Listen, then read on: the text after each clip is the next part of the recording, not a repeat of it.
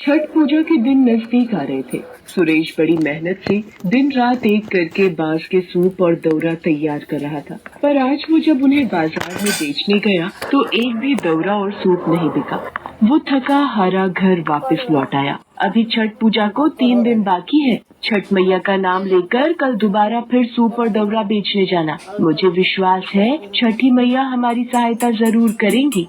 माँ, छठ पूजा में तुम खीर पूरी बनाओगी ना? हाँ हाँ, मुझे भी खीर पूरी खानी है और मुझे 2 कटोरी भर कर देना और भानु भैया को 1। बड़ी आई 1 कटोरी देने वाली। माँ, अगर ये 2 लेगी तो मैं भी 2 कटोरी ही खाऊंगा।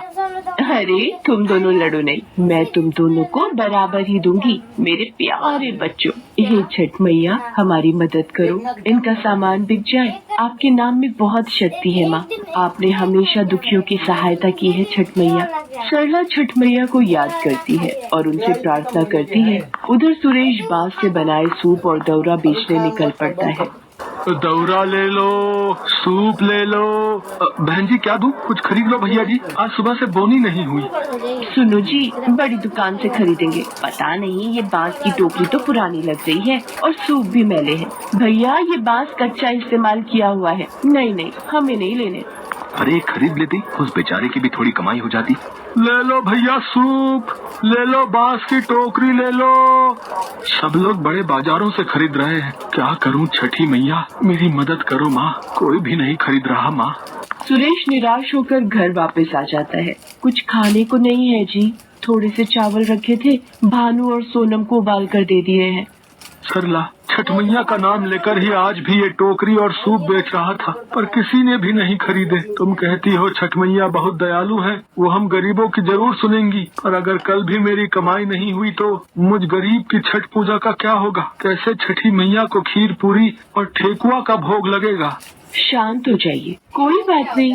छठी मैया को हम प्रेम और भक्ति से एक फूल भी अर्पण करें तो वो प्रसन्न होती है। अब सो जाओ, फिर सुबह तुम जल्दी उठ जाओगे। सुरेश का मन परेशान था। सरला भी सो रही थी और सुरेश सुबह तड़के ही उठकर घर से निकलने लगा। अभी तो 4 बजे हैं, आप बहुत जल्दी उठ गए। हाँ, मैं सोच रहा हूँ बाजार खुलने से पहले ही पहुँच जाता हूँ। सुबह सुबह लोगों का आना शुरू होता है, शायद कोई खरीद ले। ज्यादा यही करते थे, छाप लेते थे। सूप ले लो, दौरा ले लो। ए छठी मैया, आज कोई ग्राहक आ जाए, मेरी विनती सुनो मैया। घर पर सरला भी सोच में होगी, मैं आज खाली हाथ घर नहीं जा पाऊंगा माँ।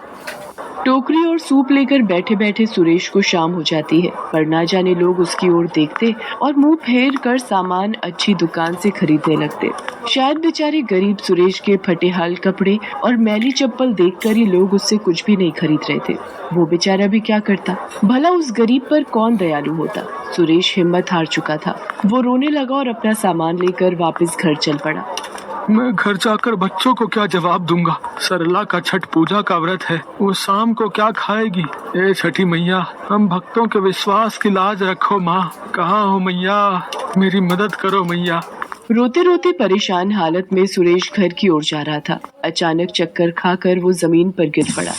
नारायण नारायण, देवी छठी, ये आपकी कैसी लीला है माँ? आपका भक्त सुरेश बेहोश होकर धरती पर गिर गया है। घर पर इसके बीवी बच्चे आपके नाम का जाप कर रहे हैं कि आपके व्रत और पूजन से इनके घर में खुशियाँ आएंगी। हे छठ मैया, इनकी सहायता करो। नारद मुनि, मैं अपने भक्तों के विश्वास को कभी भी डगमगाने नहीं दूंगी। मेरा छठा रूप इस प्रकृति और भक्तों के कल्याण के लिए ही हुआ है। जो कोई भक्त प्रेम और श्रद्धा से मुझे याद करेगा, मेरा आशीर्वाद सदैव उनके साथ रहेगा। देखते ही देखते छठी मैया एक बूढ़ी औरत का रूप ले लेती है और सुरेश के पास पहुंचती है। सुरेश को जब होश आता है, वो अपने आप को एक झोपड़ी में पाता है। आप कौन है माँ, और मैं यहाँ कैसे आया? बेटा, तुम रास्ते में बेहोश हालत में गिरे हुए थे, मैं ही तुम्हें यहाँ लाई हूँ। माँ, आपका बहुत बहुत शुक्रिया। अब मैं चलता हूँ, घर में सरला और बच्चे मेरी राह देख रहे होंगे। आपने मेरी मदद की माँ। मेरे पास उपहार स्वरूप में आपको देने के लिए ये दौरा और सूप है। माँ, ये एक दौरा और सूप आप मेरी तरफ से रखो। आज छठ मैया की पूजा है, आप भी तो माँ समान हो। खुश रहो बेटा, ये उपहार मुझे बहुत प्रिय है। ये लो बेटा, ये पोटली में छठी मैया का प्रसाद है, इसे मेरी तरफ से रख लो।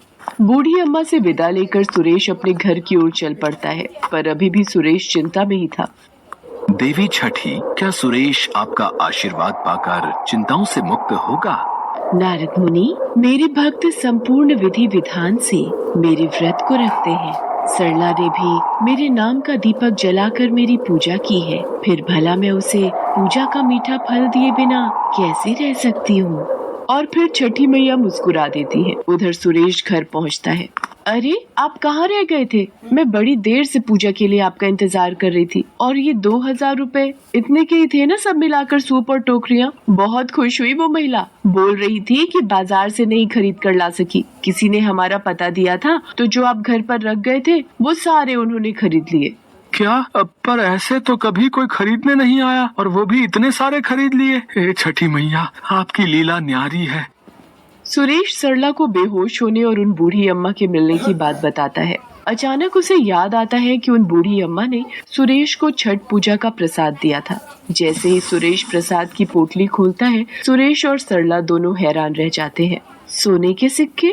हाँ सरला, ये तो सोने के सिक्के हैं। तो क्या वो बूढ़ी अम्मा साक्षात छठी मैया थी? हे छठी मैया, आपकी जय हो। मैं आपको पहचान नहीं सका, आपने मेरी जान बचाई, मुझे उपहार में इतना कुछ दे दिया। मैया, आपने मेरी झोली खुशियों से भर दी।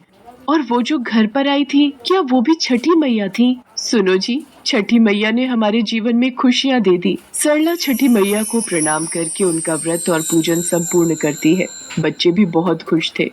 देवी छठी, आपकी जय हो। आज तो आपकी अद्भुत लीला देखकर मेरा भी मन खुशी से प्रफुल्लित हो उठा है। सही कहते हैं, जो कोई मनुष्य भी छठ पूजा करता है, उसके सारे संकट आप दूर कर देती हैं। आपका व्रत निसंतान को संतान प्राप्ति, निर्धन को धन देता है और रोगी को निरोगी बना देता है। जो कोई भी सच्चे भाव से छठ पूजा का व्रत और पूजन करता है, उसके घर में सदैव सुख समृद्धि का वास होता है।